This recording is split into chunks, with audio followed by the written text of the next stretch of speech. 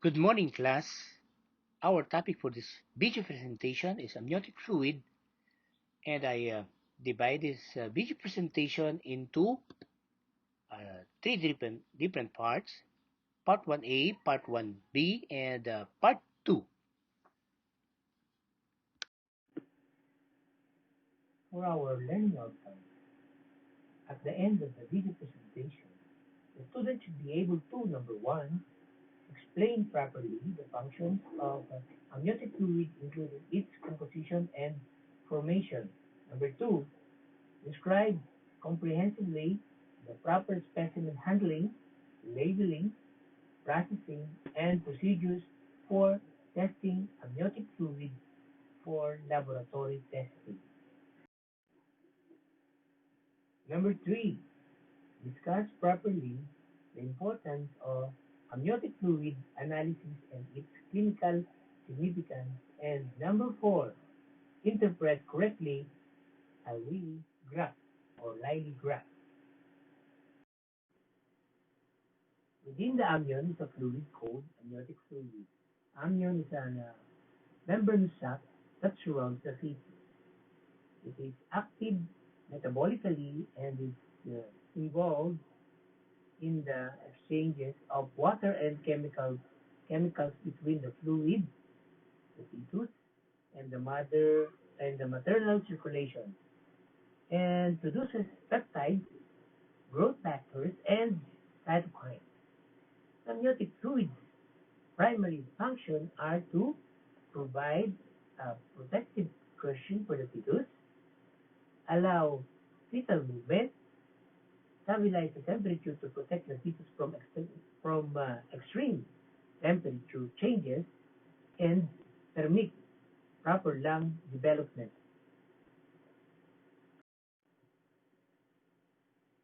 Figure 13-1 shows a fetus within the amniotic sac. Notice the structures surrounding the fetus. We have the amnion, the amniotic fluid, the placenta over there, the chorion, and the umbilical cord. Production of fetal urine and lung fluid and absorption of fetal swallowing and intramembranous flow regulates the amount of amniotic fluid volume. The absorption of amniotic fluid, water, and solutes into the fetal vascular system constitute intramembranous flow. The amount of amniotic fluid increases in quantity throughout pregnancy, reaching a peak of approximately 800 to 1,200 ml during the third trimester, and then gradually decreases prior to delivery.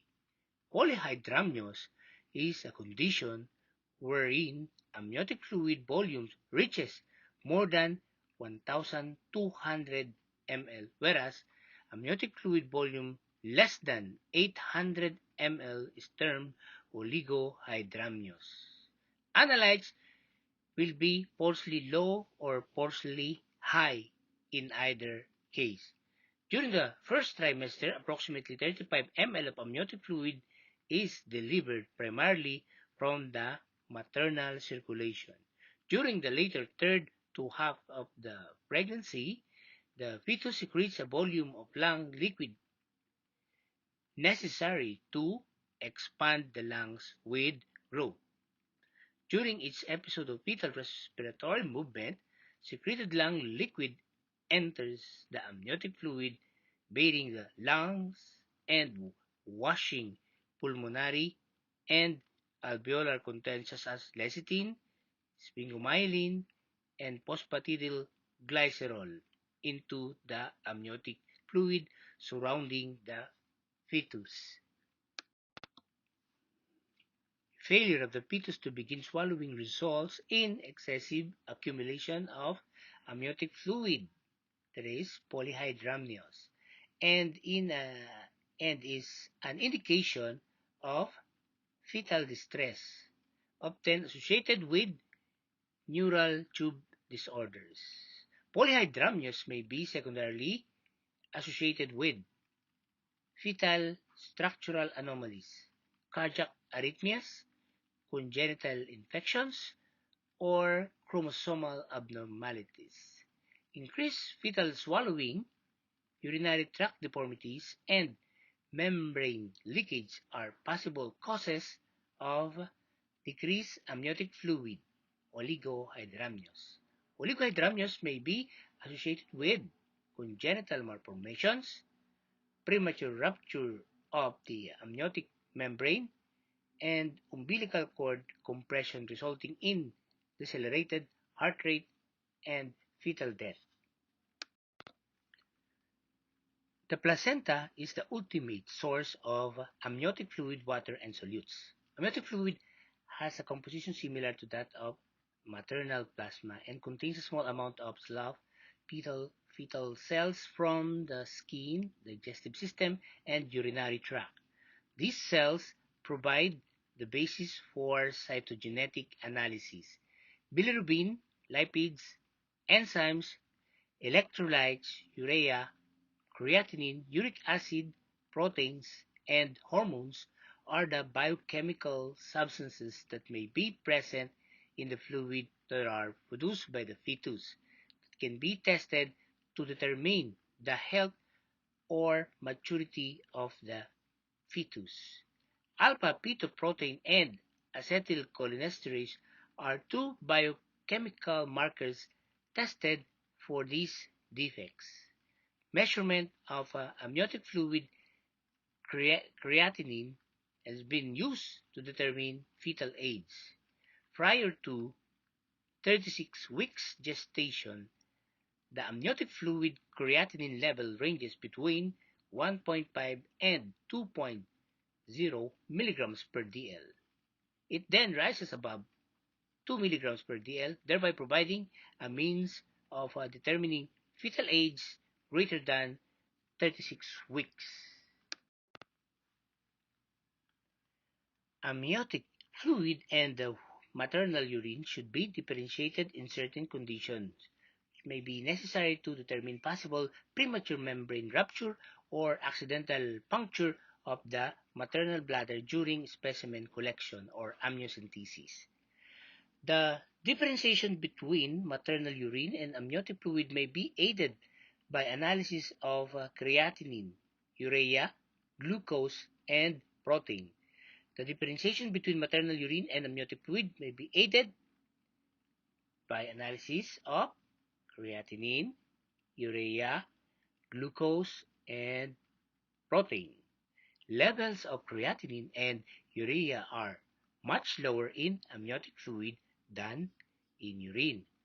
Creatinine does not exceed 3.5 milligrams per dl and urea does not exceed 30 milligrams per dl in amniotic fluid, whereas values as high as 10 milligrams per dl for creatinine and 300 milligrams per dl for urea may be found in the urine or in urine.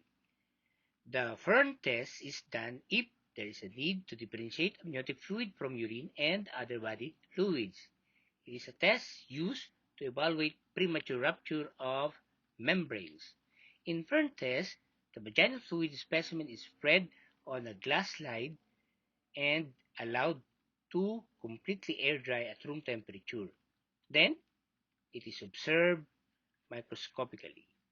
The positive screens for amniotic fluid will show the presence of fern-like crystals. So fern test, positive result, fern-like crystals due to protein and sodium chloride content.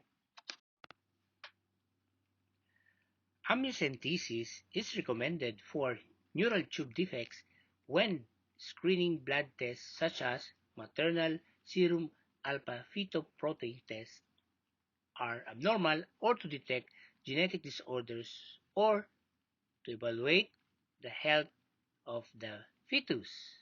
So these are the indications for amniocentesis. So fetal body measurements taken with ultrasonography accurately estimate the gestational age of the fetus and provide an assessment of the size and growth of the fetus throughout pregnancy to diagnose and manage intrauterine growth retardation. Finding an abnormality on the ultrasound could indicate potential fetal development problems and indicate the need for an amniocentesis and laboratory measurements of fetal lung maturity. So that's another indication, abnormal ultrasound findings. And in later pregnancy for possible early delivery, for determination of fetal lung maturity, hemolytic disease of the newborn, and infection. Table 13-2 shows you the indications for performing amniocentesis. So, amniocentesis may be indicated at 15 to 18 weeks AOG or age of gestation for the following conditions to determine early treatment or intervention. So if the mother's age is 35 or older at delivery. Family history of chromosome abnormalities such as trisomy 21 Down syndrome. Parents carry an abnormal chromosomes rearrangement. Early pregnancy or child with birth defect as it is documented in the ultrasound. Parent is a carrier of a metabolic disorder, just like what we discussed in the previous chapter. Uh, Family history of genetic diseases such as sickle cell disease, Tay Sachs disease, hemophilia, muscular dystrophy, sickle cell anemia, Huntington chorea, and cystic fibrosis. Then, another indication, elevated maternal serum alpha-fetoprotein.